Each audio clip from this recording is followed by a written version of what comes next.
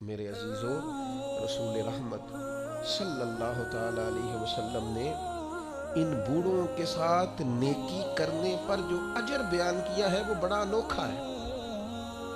حضور نے بزرگوں کے ساتھ جو اکرام کرنے کے بعد اس کا نتیجہ بتایا ہے، اور جو انعام ملے گا کسی ضعیف آدمی کی خدمت کرنے پر، وہ انعام بڑا شاندار بیان کیا۔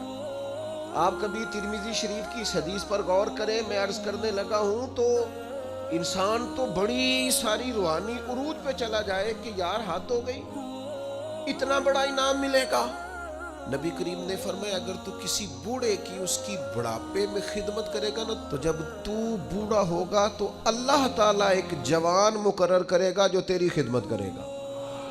آپ نے خدمت کی، اور حضور فرماتے ہیں پھر اللہ ڈیوٹی لگائے گا بندے کی۔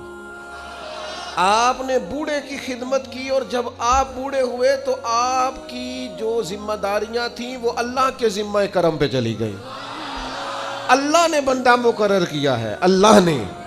حضور فرماتے ہیں رب نے نرخ بازار محبت کا انوکھا ہو گیا، خود خریداروں میں شامل آ کے مولا ہو گیا۔